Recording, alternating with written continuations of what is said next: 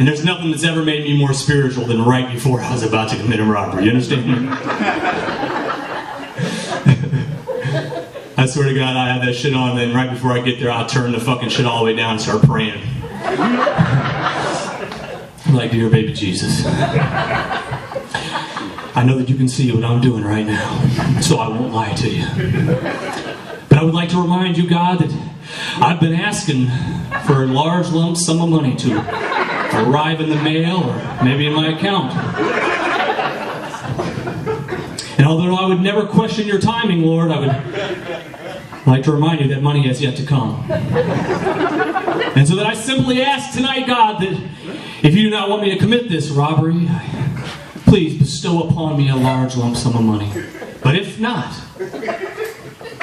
if you choose instead to allow me to go through with this, I just simply ask, God, that this robbery be a safe and bountiful one. In your name I pray, amen. And then I turn that shit right back up.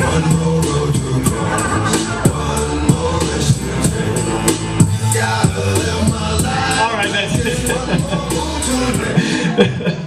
Robberies are a motherfucker. I don't understand how people go skydiving when all you really have to do if you want an adrenaline rush is just go rob a motherfucker. I'm telling you right now. It's a whole lot fucking cheaper.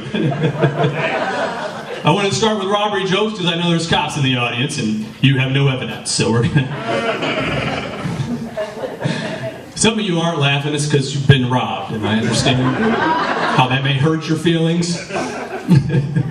Just understand that I've also been robbed. Okay? A while back I came home and someone broke into my fucking house, right? And I live in Chicago, by the way, so the doors are made to be robbery proof, supposedly, right? They're steel fucking doors and steel fucking frames, and these motherfuckers got it anyway. You know? And the first thing that came to my mind when I saw my door hanging wide open was like, that's how it feels. This sucks. And then the robber in me kicked in and was like, you used a crowbar. I respect that. I immediately started critiquing their work, right? I'm just like, yeah, I like these guys. But then I noticed that I had a TV in every room, and they took half of the TVs because they couldn't carry all the TVs, but then they took all of the remotes, including the fucking air conditioning remote. They stole my razor too. Man, they fucking tore my house apart. You understand me? They tore my house apart, but they didn't find the most important thing, which was my safe that was tucked underneath my side of the bed. And in my head I thought, you fucking amateurs. I don't respect you. That's the one place you fucking look. Cops, am I right? Where do people keep their fucking safe at? Under the fucking bed! They didn't find it. So they were amateurs and I lost all respect. Again, for those of you who have been robbed and you're mad at me right now, just understand that I started out young. I didn't really have a choice in it, you know. My first robbery was also my first Christmas memory.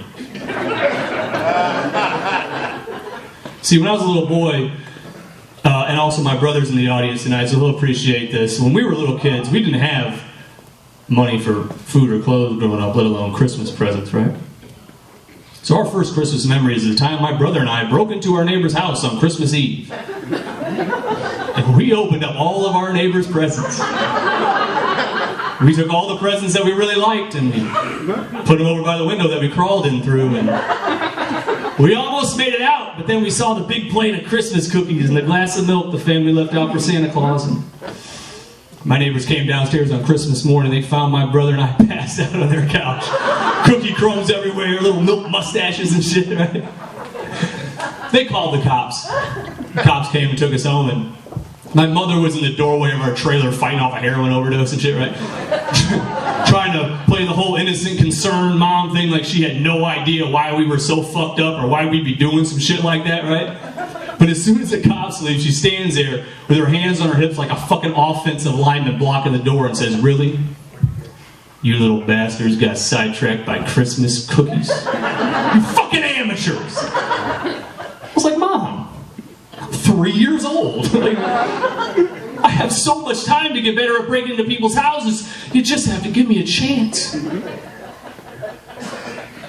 She didn't. She was up for adoption the very next day. That's a true story.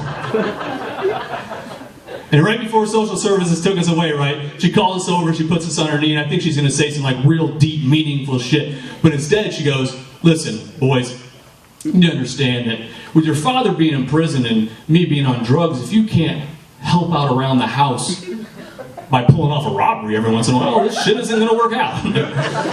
I don't have time to raise amateurs, you understand? The joke's on her, though, because as I alluded to earlier, I may or may not have pulled off a few robberies of my own since then. I've never been caught. Thank you. I'm fucking good.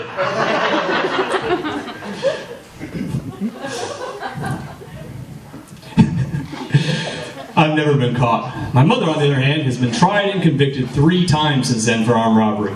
Most recently, just a few years ago at the age of 50. That's a true story. She called me up the other day and said, son, I'm getting out of prison. I'd like to know if you'd come pick me up. I said, you know what, Mom? The past is in the past. I love you. You're still my mother. I'll be there. So I drove for 7.5 hours from Chicago down to the women's prison down there in southern Indiana. I pulled up out in front of the prison. She came running out with her mesh state-issued bag full of mail and honey buns, right? All happy to be free. She runs up to the car. I leaned down, rolled down the window, leaned out and said, who's the amateur now, Mom? And I drove the fuck off. I laughed for 7.5 hours back to Chicago, Illinois, ladies and gentlemen. It was the best night of my life.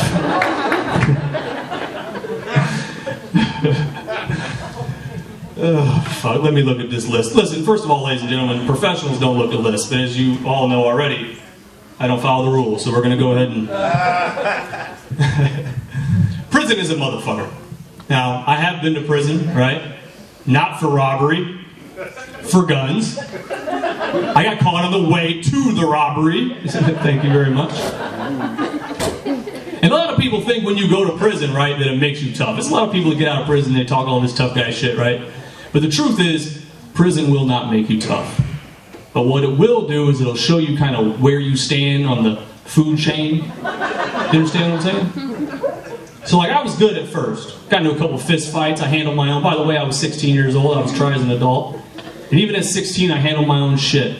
Until one day, an inmate came into my cell whose name was Big Dumb. We called him Big Dumb because he was big, he was dumb as shit. But he was a big son of a bitch, and he ran a gambling racket. And I was sitting there, right, and I had my lunch tray, and I had a nice hot cup of boiling water out of the hot pot. I had to make some soup because they feed you like a child in prison, and I had to add some carbs, right? And he comes in, he goes, hey, you owe me that lunch tray for the game on Sunday. And I said, no, sir, I don't. I don't gamble. You got the wrong fucking guy. And he said, no, I don't think you understand, youngster. You're going to give me that lunch tray. And I said, I don't think you want this lunch tray or the problems that come with it. I was wrong. The next thing I know, this motherfucker picked up my own lunch tray and smacked me upside the fucking head with it. There I am, laying on the ground, 16 years old, I'm covered in my own lunch. And at that fucking point, I could have made a decision. And I feel like a lot of you in here, if you're being honest, you would have curled up. You would have balled up. But not me. Even at 16 years old, I was a fucking man. I stood up, I wiped the fucking mashed potatoes out of my eye, looked him right in the face and said, man, you have fucked up now. And I took that cup of boiling hot water, splashed it in his face, and I fucking ran. You know what I'm saying? That's right, I fucking ran. And I see some of you are fucking judging me, so let me explain myself. As a man, I feel like anytime I get into a physical altercation with another man, there's a 50-50 chance I could win that fight. I'll take them odds any motherfucking day. So understand when I tell you, I was not running from the 50-50 chance of getting my ass whooped. I was running from the 50-50 chance I was about to get fucking raped. You understand?